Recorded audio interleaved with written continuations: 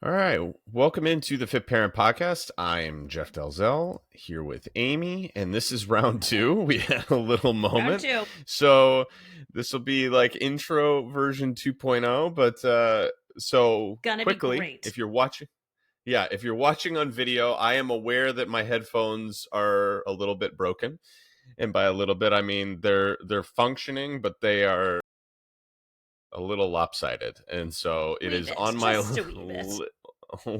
on my list of things to do to go get that. But I wanted to call out the elephant in the room, and we have a lot to do today. So we actually had to punt. I'll tease the next episode. We will tell the story of Amy and I went out with our husband and Megan and John, like, went out and had a double date, and it was a grand old time, but we don't even have time to do that banter today because we got so much to get through. No. So that will I be had so much on the good next banter. episode. I know. That'll be on the next company- episode, though. I keep calling it our company Christmas party. Company Christmas party. It was basically a company Christmas party. But today, the plan for today is we are going to do 25 lessons from 2025. And I did a version of this, I believe it was 2 years ago in 2023. I don't think we did one in 2024 for a couple reasons. One, I don't necessarily want to do it every single year, but two, like, coming up with that many like lessons is, and trying to make them unique so this isn't just a repeat of that episode from a couple years ago. I got to learn 25 things, which is it's really a combination of like the last couple years that probably I learned this.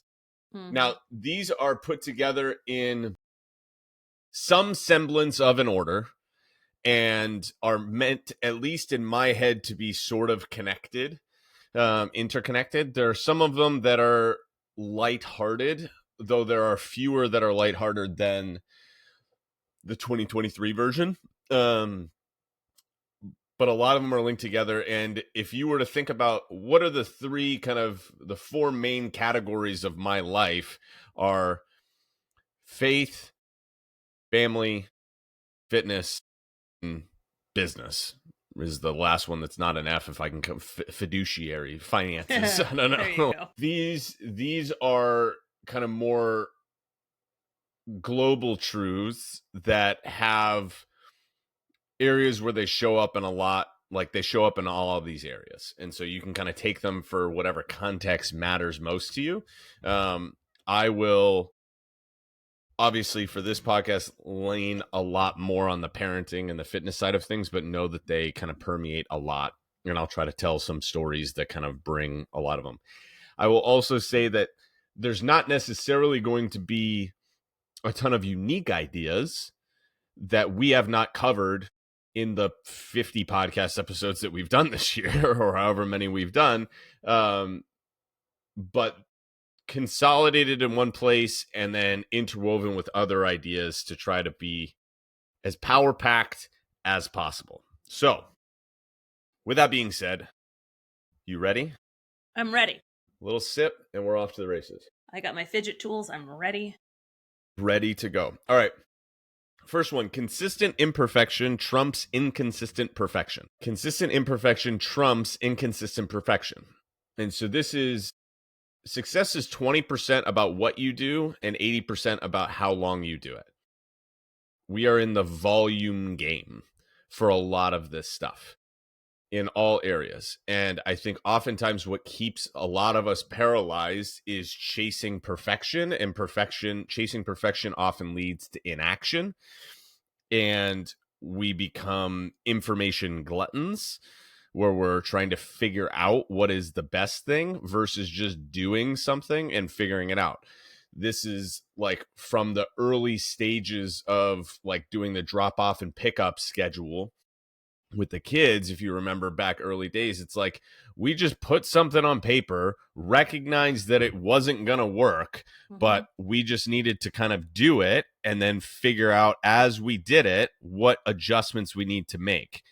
But the more you kind of just show up, even if it's not at a 10 out of 10, you know, if you did a 6 out of 10 workout 3 days a week for a month. 3 times 6 is 18, times 4 weeks in the month is 72. You would have to have more than 7 perfect workouts, 10 out of 10 workouts to achieve the same amount. And it's difficult to try to achieve perfection every time. And if you're showing up expecting perfection, oftentimes you're going to get disappointed, which we will get to in a little bit. So with that being said, if we're chasing consistency, number 2 is consistency is a systems issue. And we've said this a lot of times on the podcast this month, but a reminder that what I'm trying to do is, and again, this goes back to the previous one, the example of like consistent imperfection trumps inconsistent perfection is if I was at a shooting range, or let's do basketball, right? If I shot 5 free throws and I got one that was a swish and I had one that went over the backboard, one that didn't even hit the net, one that went wide right, one that went wide left, you would be like, that dude has no clue what he's doing on the free throw line. If I had 5 shots and they all hit the front of the rim, you would be like, he just needs one small adjustment. Right. But he's a good free throw shooter, and it's just one small adjustment does it. And so if we're having a consistency issue, that means that we have a systems issue, meaning we're not doing the same thing with regularity. We are not set up to be consistent in our lives. And so if I'm having a hard time being consistent, it's usually due to the setup rather than the actual execution. Again, if I like, where's my elbow, with the shot? Where are my feet? What's my pre-shot routine? It's not as much of like, how hard am I shooting the ball? Because there's some of that, but most people are like, if I'm missing wide, left, right, short, long, it's because I'm doing something not the same regular. I'm not set up for success. So win the setup, and that helps you to do that, which leads to number 3, which is win the game ahead of time. And I've told this on the last few episodes of like what I used to do with coaching and stuff like that. But it's also like, think about a parenting situation, right? I'll give a for instance from a week ago, which was we went to see Santa in downtown Exeter. And I think I told the story somewhere, maybe it was at the dinner, where my mother-in-law every year goes downtown and stands in line. Santa comes at 5. She's there at 3:15 and stands in line. And this was on Wednesday or Thursday of last week. That was the night of like the crazy winds and snow squalls. Yeah. It was freezing cold.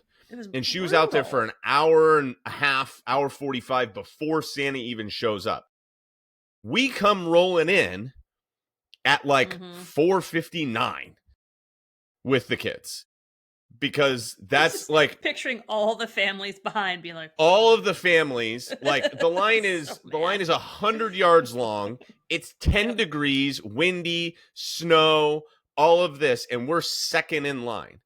So we can roll in, we sing Santa Claus is coming to town, we sing Rudolph, we go up, we get our 3 pictures with Santa with the 3 kids, we get off, the kids drop their letters in the Santa box, and if it was nicer out, we would have done some of the other things, but we were like, back in the car. And the whole thing for us was a 30-minute endeavor because she set us up for success ahead of time, but it was also like us talking about it, which was not like, if we had gone in with no plan and then expected it to go okay. Like if we had been at the back of that line, if we had shown up at 4:45 or 5 o'clock with our 3 kids in that weather, disaster. And so that was an overall positive experience. We had a little bit of a meltdown from Levi in the car on the way there because he really wanted to read his letter to Santa. And we had to kind of like communicate to him, 1, ain't nobody got time for that. And 2, and then we're like trying to like do the lore of like he needs it in the in the letter, so he's got to document it. I was like, I don't know what I'm saying Yeah. right now. He has to remember He's a got lot of things. He needs it in writing. official letter form. I saw that in a movie recently. Like you put that in official letter form, and then it's Mhm. an official wish. Mhm. Um, but so he was a little upset on the way there, but overall the experience was great because of the preparation done ahead of time. So if you are having a systems issue, usually your systems are not even really about in the moment. It's about your preparation and your setup for success. And so play the game ahead of time, win the game ahead of time, because you can there's not a lot that you have happen that you should be totally shocked that it happened. So I gave the example to a couple of clients this week where they had like hard weeks last week. And I was like, you had a 10 out of 10 or a 9 out of 10 hard week, not dismissing that. But you were at a 5 out of 10 in terms of preparedness. Mhm. If we're being like, we had the honest conversation of like, you were at a 5 out of 10. And so if you had like a medium hard week at a 7 out of 10, that would have felt hard, but you would have maybe been able to bridge that gap. You were never going to win that game. The gap was too much between your preparedness and what happened. So you need to like kind of go into the week, and if you were to look back at the week and play the like if you were to last Sunday, some of this was unexpected. But a lot of this was expected. And so we could have maybe not anticipated it being a 10 out of 10 week, but we could have anticipated it being at least an 8 out of 10 week. So we probably ought to have prepared for at least an 8 out of 10, maybe more, so that we had some buffer. But our preparedness determines our success and also our perception of how things are, which I'll revisit here in a little bit, about 11 and 12. With that being said, if we do struggle or we have something or whatever it is, collecting data, this is number 4, data is information. It's not an indictment. If we treat data as a marker of whether or not you are good or bad, Mhm. then we are going to be afraid to collect the data, Mhm. which means that we're not going to get the information that we need in order to make the changes that are necessary. Assessment precedes awareness. Awareness precedes change. If we don't have information, we don't know what's wrong. Like, you're not a flamingo. You can't just bury your head in the sand and hope that everything's okay. We have to get the information. And if we have the information, it might not be what we're looking for. It might be frustrating that that's where we're at or whatever it is, but the facts don't really care about your feelings. And so we have to face the reality of our situation. Otherwise, we are going to stay exactly where we are. So just because it's hard to face it doesn't mean it's not necessary to face it. So collect the data and treat it as information to go back and fix the systems so that you can get more consistent, and then figure out if you need to ratchet up intensity. Hmm. Number 5, 2 things can be true with this in mind. Something can be good and still not get the results that we want. So I could give an example, fitness example, I can give a parenting example, and I can give a business example. Fitness example is I have a client who has a lot more energy, is feeling a lot stronger, like able to do a lot more with her kids and all this kind of stuff, which was what she was experiencing. And that's as a result of a lot of the good things that she's been doing. And she hasn't seen the results on the scale. She's not seen results on the scale, but she hasn't seen the results on the scale that she was hoping to. Mhm. And so the things that she's been doing are really good. Like she's like worked hard. She's doing a lot of really good things. And that doesn't necessarily mean that we're going to see the results we're looking for. Parenting example. I can do everything right, quote unquote right. This happened last night. I'll give the example of last night. The kids had made like a fort out of the nugget building directly in front of the pantry. Oh. Like, I cannot access the pantry because this fort is there. And it's at around dinner time, and I got to get in there to get the supplies for dinner. And so I was like, hey, in 1 minute, I am going to have to move some of the elements of this fort to get things out of the pantry. Do we all understand? Yes, Daddy. Look at me. Do we understand? I am going to move the fort in 1 minute, and then we can put it back. Okay, cool. I go to do it after. Hey, I'm going to move the fort now so that I can get the thing. I move it, and Parker has an absolute meltdown. Mm-hmm. I did good things and didn't get the outcome that I was hoping for. Mm-hmm. It does not mean that what I did was not good or not even not enough. Mm-hmm. We're in charge of the process, not the outcome. With that being said, number 6, boundaries are about what you will do that require nothing from anybody else. Boundaries are about what you will do that require nothing from anybody else. This is what an ineffective boundary sounds like with parenting. If you keep doing that, you will be in trouble. Mm-hmm. Mm-hmm. Or you will lose XYZ thing. Mm-hmm. No. If you keep doing that, I will take it away. Right? Or if you hit with this, I will take it away. All right? I won't let you hit your brother. I'm going to move you to the other room. Right? I'm going to do it. You don't really get a say. Mm-hmm. I set the boundary of in 1 minute, I will do this. It's not in 1 minute, you need to move this. It's in 1 minute, I'm going to do this. It requires nothing from you. That's an effective boundary. It can be with fitness. One of the things that I'm trying to do with my workouts is like my workouts require nothing from anybody else anymore because it's when everybody wakes up. It's before everybody wakes up. Like I will. And so we can get into the victim mindset where it's like, hey, I tried to set the boundary and somebody else crossed it. It's like, well, when they cross it, what do you do? That's a boundary. That's a boundary. And this kind of permeates relationships quite a bit. But as a function of that, number 7 is with effective boundaries, people are going to feel how they're going to feel. And we're not in charge of other people's feelings. Yep. That's a hard one for a lot of people. It's really hard. It's hard so Parker last night had an absolute meltdown when I did the thing. And Megan was upstairs. She was trying to finish up some work and she sent me a message. She's like, hey, you need me to come down and help out? I'm like, this is an understandable meltdown. Like he can be upset about it. And he's not doing anything actively wrong other than screaming and crying. But he's not screaming at anybody. He's not throwing things. He's not hitting. He's just running around and screaming and all of that. And so that really goes into number 9 as well, which is tantrums are the cost of doing business, right? Tantrums are a function of effective boundaries. Yeah. It's actually an indicator that you set an effective boundary. If you're never having tantrums, then you never set an effective boundary.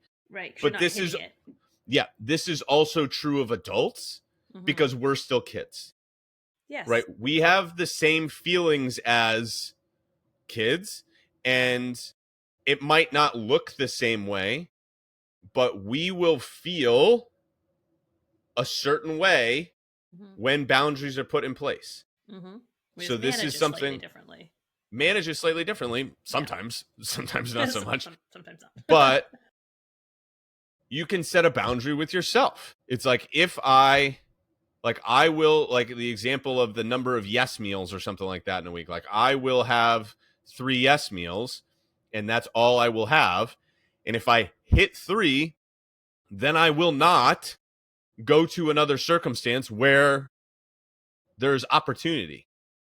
So I will not do that. And you're probably going to feel all kinds of ways about not being able to do the thing that you wanted to do. And that's just the mark of an effective boundary. You can be upset about it. Being upset is not a bad thing. I heard this quote and I was trying to figure out like a context to bring this into the podcast. And I didn't feel like it was my place to necessarily make an entire episode kind of surrounding this quote, but it was so powerful that it was like a scene from I think it's Chicago Med, which I never watched, but it like popped up on my social media, and I forget who the actor's name is, but he's quite good. I've seen him in a bunch of stuff, and he's like the psychologist. And there's a guy uh in the scene who's like, basically he effectively he stepped out in front of a car or a truck or something like that, and his life on paper looks perfect. And the psychiatrist is like, I'm pretty sure that this guy tried to do it on purpose and all this kind of stuff, and he's got this like life that's so perfect, and he's just trying to like put on a face, and he doesn't know how to deal with it. And he says to him, like, dude, you're trying so hard, you must be so exhausted trying to be okay when you're not. Like, it's got to be so tired to put on a face all the time when you're just feeling broken. And I'm paraphrasing, obviously. And then the guy says to him, this I'm direct quoting, he says to him, like through tears, finally like breaks down, because he was like, I'll let you know if I'm ever depressed. Like, finally breaks down. He's like, I have no reason to be sad. And then the doctor looks at him, and I was like, this is one of the most powerful lines I thought I had heard. He's like, you don't need a reason, man. You're a human being. Like, you don't need a reason to be sad. You don't need to justify being sad. You don't need to justify being upset. And being upset is part of what makes us human. It is a uniquely human thing, right? Like, one of the, if you talk to Christians about like what are the indicators that like Jesus was fully human, they'll point to the 2-word verse, Jesus wept. Like, they'll point to that as like what was the indicator that he was genuinely fully human, is that he wept. Like, he experienced sorrow, sadness, upset, pain, mourning, all of these things. Like, feeling upset is not an indicator of weakness. It's not necessarily something that you need to fix.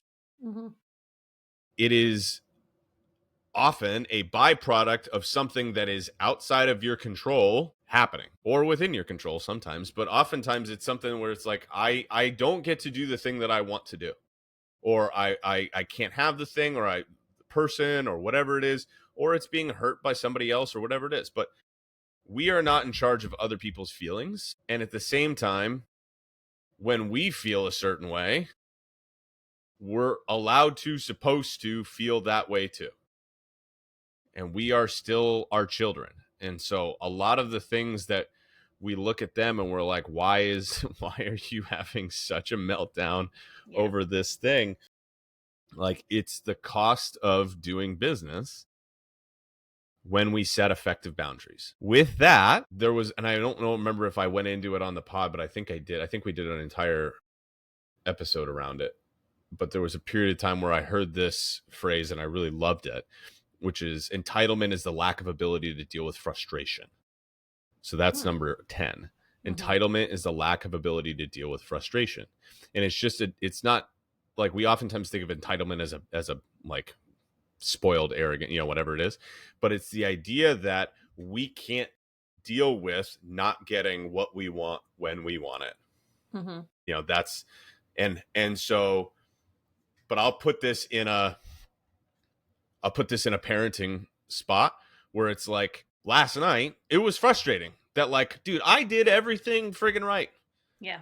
And I still have to deal with the scream, which is overstimulating. Like, it's like hard for the nervous system to like be like hear screaming and meltdowns. And it's just like, I'm like, I would just love it to be easy for a moment. And it's not. And that frustration, sometimes, last night I handled it well, but sometimes I don't handle that frustration well. And I'm like, can you just be fine? Like, where I'm like, you're not entitled to be upset, essentially. Like, because you're not allowed to be upset because it's frustrating me. That's entitlement. Like, I feel entitled to kids who don't have emotions. And that's like the most extreme version of it. Like, that's taking it to its fullest extent. But like, that's the furthest possible conclusion of, when I get upset about my kids getting upset, that is an indicator that I feel entitled to having kids who don't ever get upset or have feelings. Essentially, they just need to be fine all the time. And that's a little ridiculous when we think about it that way.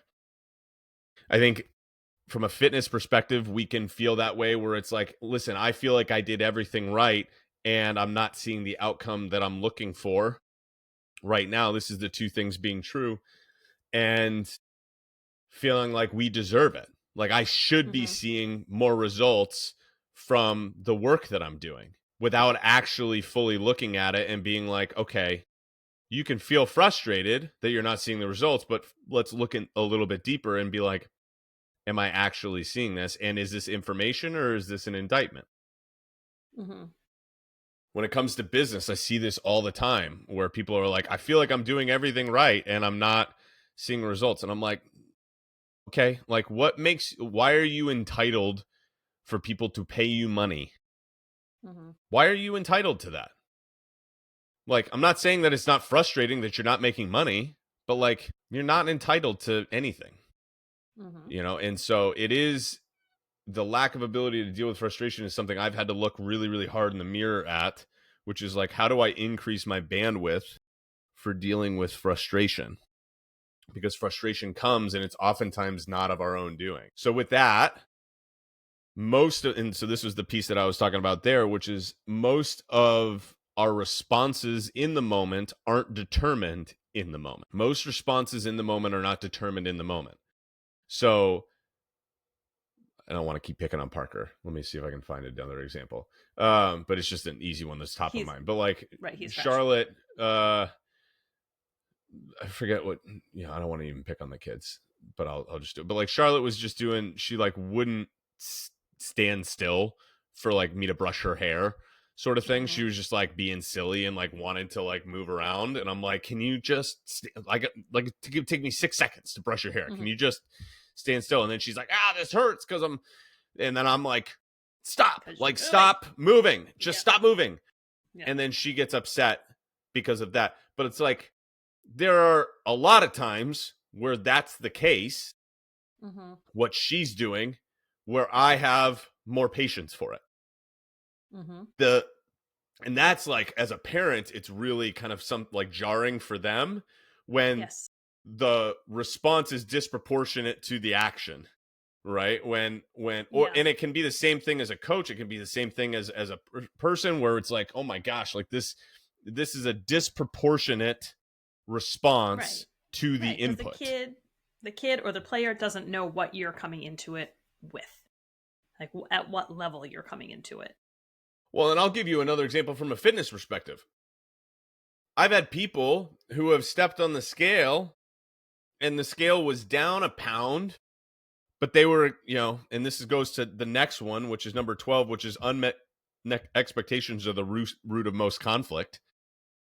But like they were expecting there to be a 2-pound drop and there was a 1-pound drop or a half-pound drop. And they're like, this isn't working. And throw up their hands and they're frustrated and they're like, oh my gosh, this is so ridiculous. And it's not because of the thing. It's because of any of the other things that led up to the thing. Or here's another thing where it's like, oh, I just felt like totally out of control and like I was craving something and I really wanted XYZ thing. It's like, and it's just late night snacking. And it's like, no, what's happening before then? What are you coming into that with? Because most of the problems are not, like, most of our responses are not determined just like, oh, I was good. And then there's very few stressors that are going to take you from a 2 out of 10 to a 10 out of 10. Like there's not a lot that are going to bridge that gap. So if you get to a 10 out of 10, you were probably at an 8 out of 10. And then we're looking for the quick, easy, convenient things that we're looking to do. And we try to make extreme decisions. And I see this in business and I see this in fitness and I see this in parenting when we're like, oh my gosh, how did this get to this point?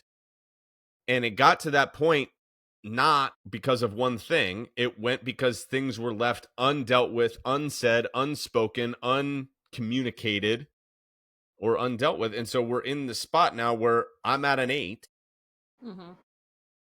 and a 1 or a 2 out of 10 level stimuli takes me to a 10. And it's like, why did I end up doing that? Like I felt no control. It's like when I was like, I felt no control. I just like totally binged on all of these cookies I didn't even like them. They were just there. I ate this entire bag of chips and I don't know what happened. And it's like, that didn't happen because in that moment, it was such a strong pull.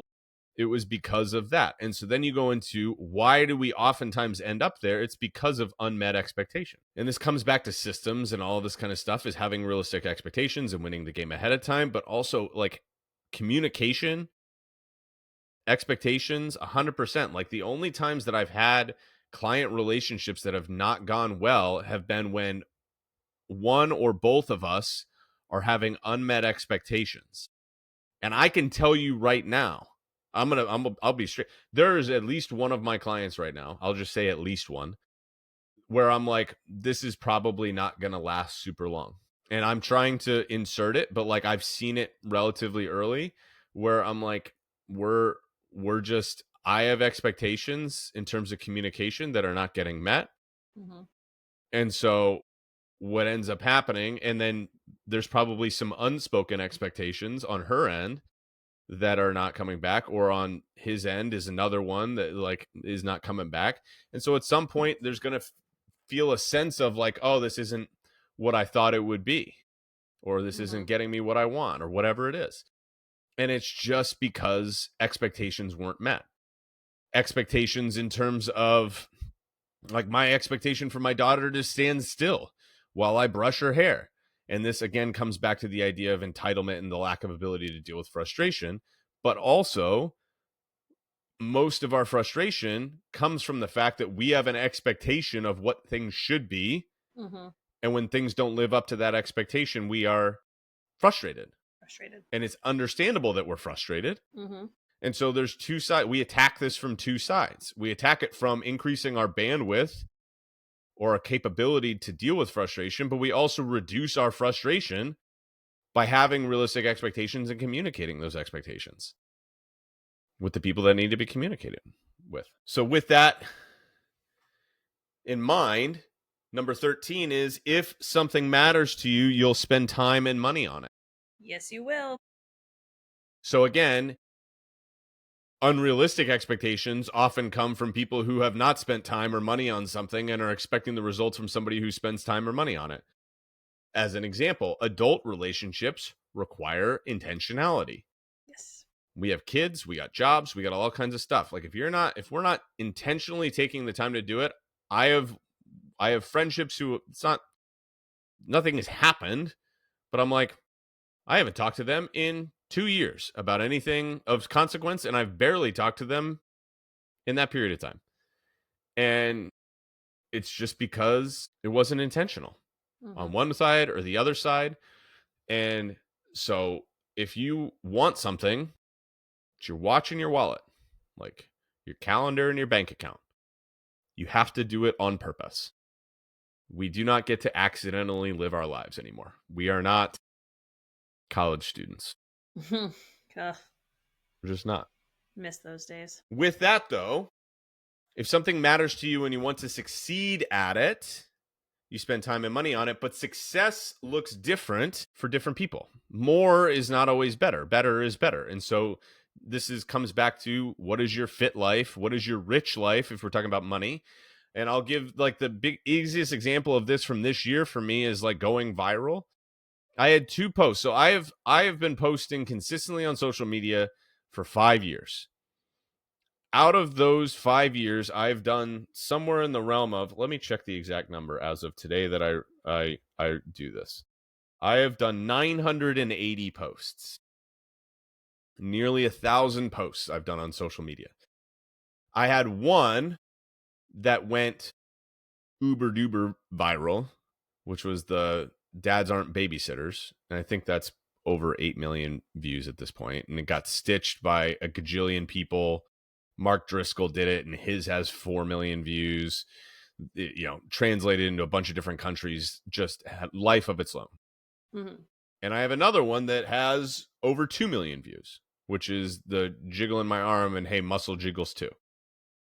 So between those two things, I have been seen by over 10 million people, where the other 978 posts that I've done have probably been seen by a total of 150, 250,000 people. Mm-hmm.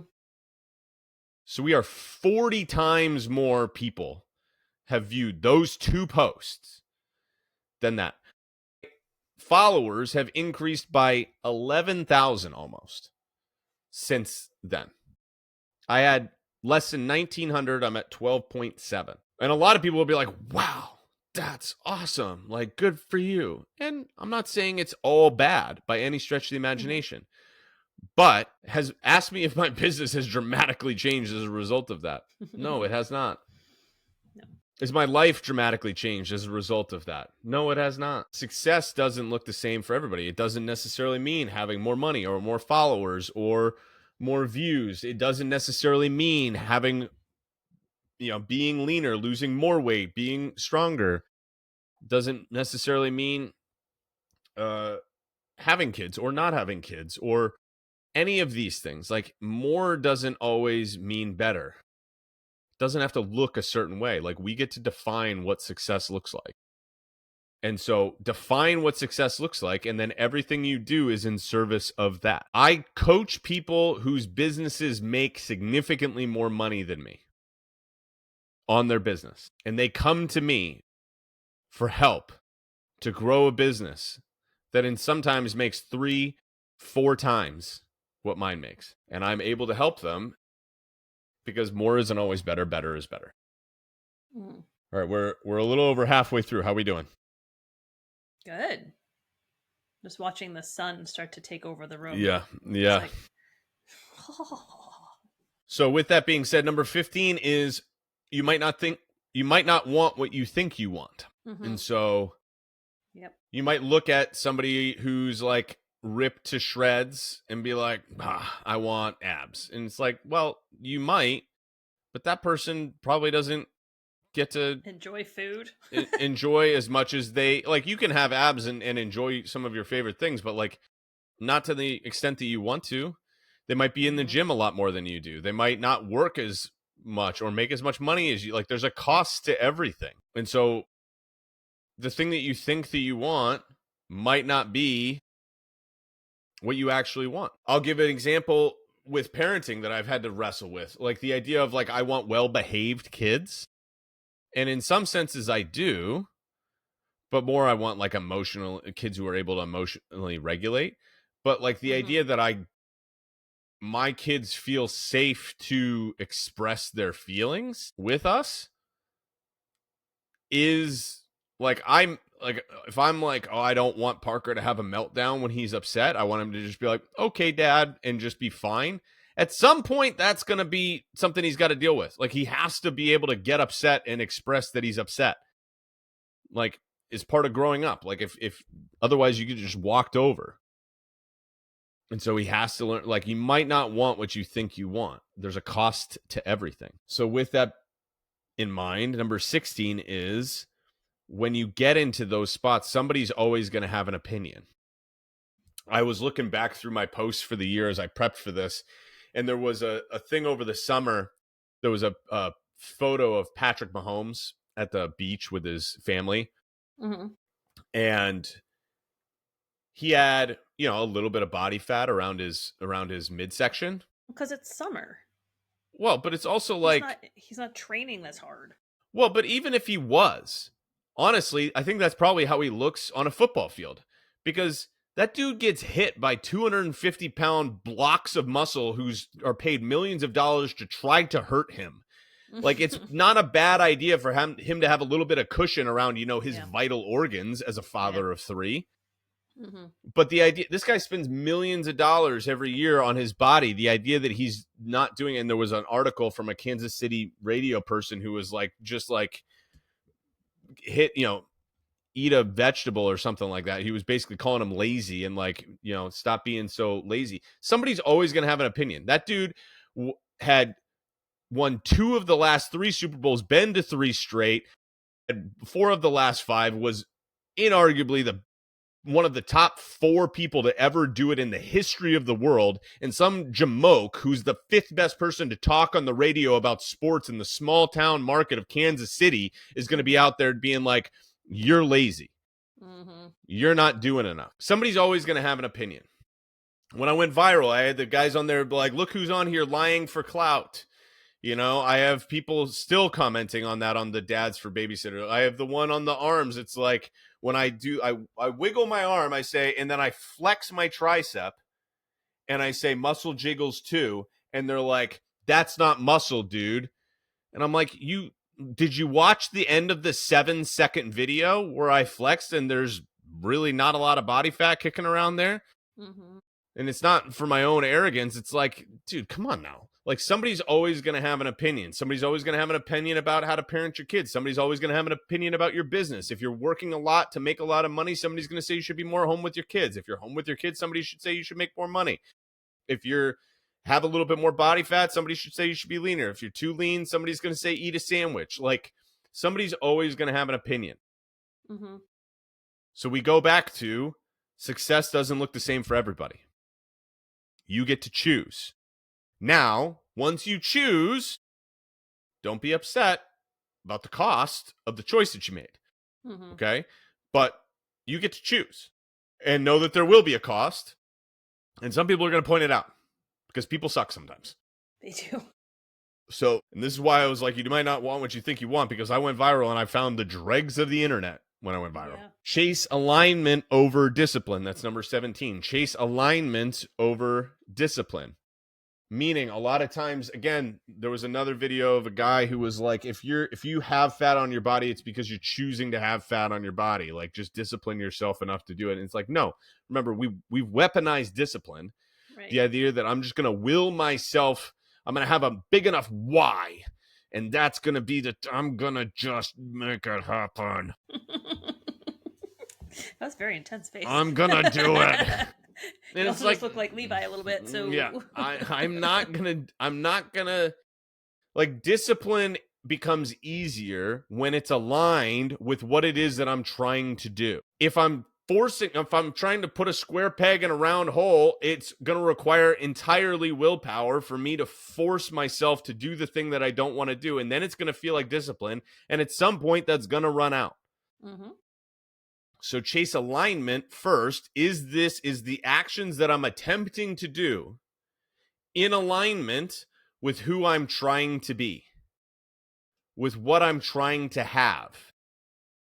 So work backward from, what do I want to have? Who do I have to be in order to have that? What do I have to do in order to be that person? That's the be, do, have kind of flow there. Work backward, though, from what you want to have, who you need to be, what you need to do. But people start with the, like, all right, this is what I feel like I need to do, and they haven't figured out if that actually leads to what they want to have. You think that you're like, oh, I got to work out every day and I got to eat, boiled chicken and kale. And like, if you want to be ripped out of your mind and miserable, you can do that if you're aligned with that. And that's your choice. But the people who are eating like the most plain food all the time and are ripped out of their mind, they're obsessed with it. And that's what they want. So it's not really discipline for them. This is the thing that I tell all of my coaches all the time. I'm like, you guys are nerds for fitness. Yeah. Like, you guys love this. Most people don't. And nobody cares about the nerdy fitness stuff that you care about. It's not hard for you to go to the gym because you love it, you psycho. The early, like 25, 26, 27-year-old Jeff was a psycho. Like, I was like masochistic with working out. I loved it. I was like, I can't wait to go and destroy myself in the basement. Like, I will not leave until there's a sweat angel in the floor where I can see the logo of my shirt. Like, that's what I was like, I will have to crawl up the stairs back to my room. Mm-hmm. And at the time, that's what I wanted. Yeah. And so that's what I forced myself. But it wasn't that difficult to make myself get up and do it at that point and work out 7 days a week and eat all this stuff. Because one, that was what I wanted. And two, it was a realistic expectation given the circumstances of my life. But if it's like right now, that is not in alignment with what I want in my life. And so if I tried to force myself to work out 5, 6, 7 days a week right now, it would be entirely disciplined and I would fail.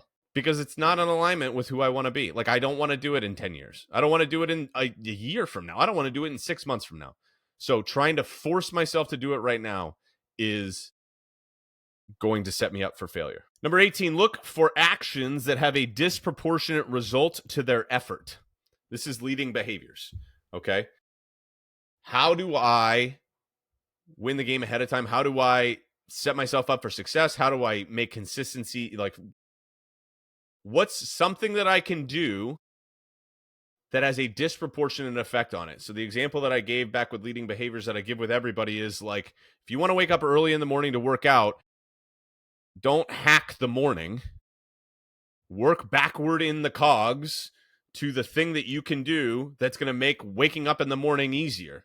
Mm-hmm. Probably going to bed earlier. So what do you need to do to go to bed earlier? You probably need to put your phone down a little bit earlier. So then you set an alarm on. All you have to, the smallest behavior you can do is set an alarm on your phone and then buy a $60 brick and go brick your phone so that it shuts off all the apps. And then you just, or put it on lock mode with your spouse or something like that, or just keep the promise you made to yourself with the alarm where the phone goes away at 8 o'clock or 9 o'clock or whatever it is. So then you go to bed at a reasonable time. You do your bedtime routine. You go to sleep. So then you wake up and you're not exhausted when you wake up in the morning. But if you're scrolling until midnight, waking up at 5:30 in the morning to work out isn't going to happen. Sorry, not going to happen. So look for the thing that you can do that has a disproportionate effect on the thing. A small thing that I talk about with a lot of parents is you want to know how to win your weekend with nutrition? Plan Saturday lunch. Ooh. Just Saturday lunch.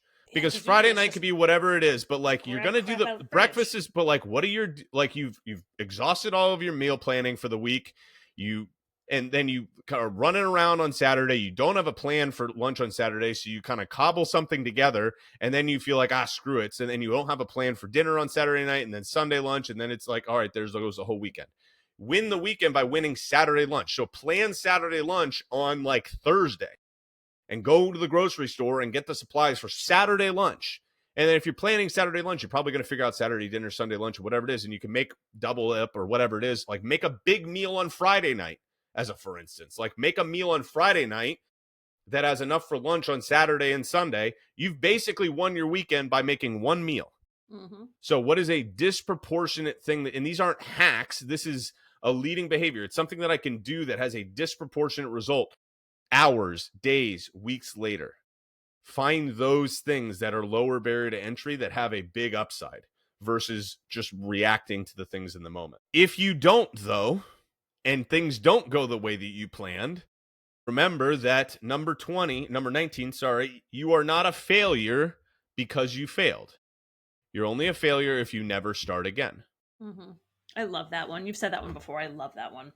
It's one of my favorite because this is a parenting thing for me to a T, which is like, and I heard this recently, which is like the idea that you're going to go your entire life with your kids and never lose your cool is ridiculous. Mm-hmm. And so I would argue that losing your cool on your kids, while it's not good, the how you come back from it is actually more important than whether or not you do it. Mm-hmm. How you reconcile with them, how you show them what it looks like to reconcile, to apologize, to mend the relationship, to repair. I would make the argument that if you go a period of time, a 3-week or a 4-week period of time, and you never fall off your nutrition plan, that's not good either. Because you've never figured out how to get back. Learning the ability to get back and shortening the tail on reconciliation and getting back on and starting again is the indicator of long-term sustained growth. And I won't pretend that failure doesn't suck to feel in the moment, but failure is not a definitive, like a defined moment. You didn't fail where there is no hope for. The only time that you failed and there's no hope for reconciliation is if you never try to. But failure is to be expected. Just like tantrums are the cost of doing business of boundaries, failure is the expectation of trying. Mm-hmm. If you go into it expecting not to fail, you will 100% guaranteed be disappointed. But if you go into it expecting that you will fail and recognizing that the game is learning how to start again and shorten that time, then you will eventually win. Because this is number 20. The game is the whole point.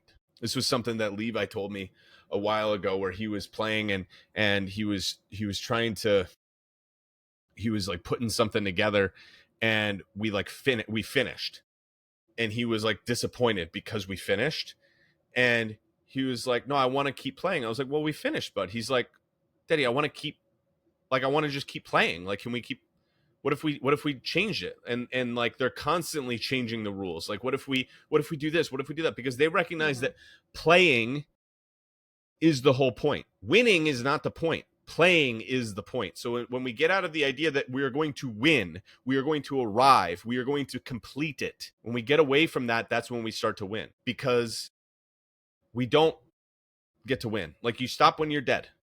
Like, the game is the whole point. Like, live the life. Like, the process is it. So stop trying to win. Play the game. And so if we're expecting to like never get tackled in a game of football, it's like, that doesn't mean it was a failure. Like, you just get up and do the next rep. Yep. Home stretch, number 21. Along those lines, perfection is the enemy of success. That's the truth. It's a prison. Like, if you are expecting perfection, you are guaranteed disappointment. And for some reason, there are certain areas of our lives where we expect perfection of ourselves and other areas where we don't. And usually we expect perfection of ourselves and we give grace to other people. We expect perfection of ourselves in areas that we give grace to other people. Like, if you heard a friend talking about themselves the way that you talk about yourself, you would stop them. If you saw a friend, like I do this with my friends' kids, or like other parents who are like, you ever go somewhere when your kid was little and you see another little kid having an absolute meltdown, and you're just like, oh man, that parent's going through it. Like, I feel for them, you know? But when you're in it, you're like, everybody's looking at me. I'm the worst parent ever. Like, I don't know why I can bother to do this. Like, why do we even go anywhere? Yep. We expect perfection of ourselves and we give grace to other people. And this is why we keep feeling like a failure, because again, expectation drives perception drives reality, and most conflict is due to unmet expectations. And for some reason, we expect perfection of ourselves and our kids and all this kind of stuff. We don't for other people, or sometimes we do, and then that's unfair to those people. But then we feel like a failure, and then we say, why do we bother? Stop chasing perfection. With number 22, then, implementation trumps information. Implementation trumps information. We have become information gluttons. We are in the business of consuming and consuming and consuming. And at some point, you just need to act. There is not oftentimes the one right way. There are very few instances where there is one right way to do anything. When it comes to business, when it comes to parenting, when it comes to fitness, when it comes to life, marriage, whatever it is, like, there's not one right way to do it. But if you keep trying to find the one right way, if you keep chasing perfection, it leads you to either inaction or attempting it and expecting it to be perfect on the first try. Implementation comes from iteration, doing a lot of reps, and then closing the feedback loop on those reps. Meaning, I do something, I see how it went, I get the information from it, right? The information, not indictment. And then I make adjustments. And then I do it again. And then I get information. And I keep going back and back and back and back and back. But it's feedback, it's not failure when it doesn't go exactly according to plan. But you get better at implementation through iteration. A lot of eyes there, but I feel good about that. All right. Gonna get a little bit away from a little bit even higher nebulous right now as we finish off with these last three are really kind of linked together. Number 23, parenting is thankless but not unnoticed. I was scrolling back through and I remembered the story that I told early in the year around Father's Day of a conversation I had with my dad, where my dad had been my coach like all through elementary school, middle school, high school, and I realized it was an entirely positive experience for me based on my memories. In the moment, I'm sure that there were hiccups, drawbacks, and this is again linked to number 24. We don't know whether any individual moment is good or bad for us. Zoom out. Moment to moment can be hard, but can be outweighed by the overall positive. There were, I'm sure, a lot of hard moments, but I, 30 years later, 20 years later, don't remember the failures. I remember the overall positive of the relationship. And I don't know if I ever really thanked him for coaching me until this summer when we had this conversation about me potentially coaching my kids. And I thanked him for it. And I realized that he went 30 years without getting thanked for that. Mm-hmm. Potentially. I don't know, but like potentially. But it didn't go unnoticed. Mm-hmm. And it did have an impact on me. So just because it's not being verbally affirmed to you and it's often thankless, it doesn't mean that it's going unnoticed as a parent.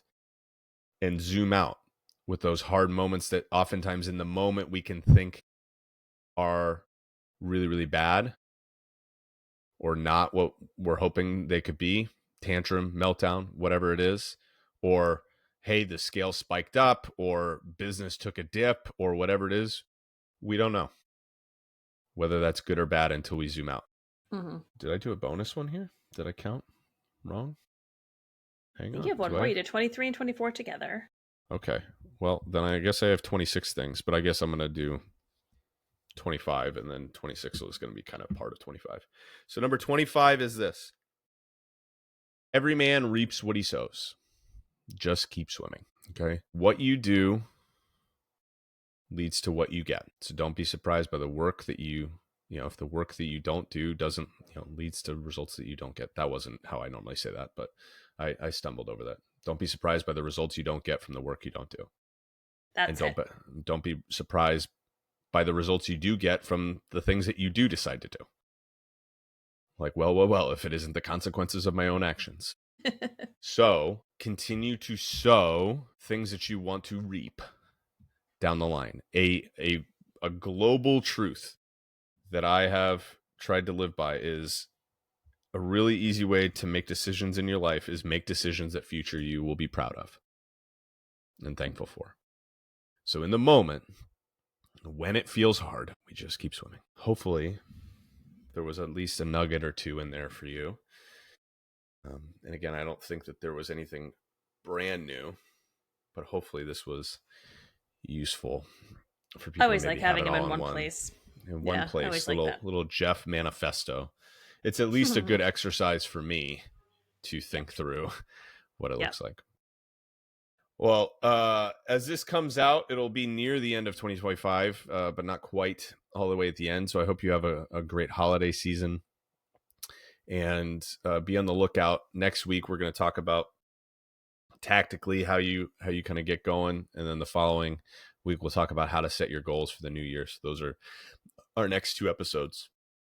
But just be on the lookout for that. And if you're looking for some help with that and to get going with it, just send me a DM. Let me know that you came from here. But appreciate you listening. If there was one that resonated with you most, I'd love to hear from it, hear from you what it was, and then just shoot me a message again. Appreciate it very much for listening. Like, shave, subscribe, share, All the things. and all the things. And this has been the Fit Parent Podcast. Chat next time.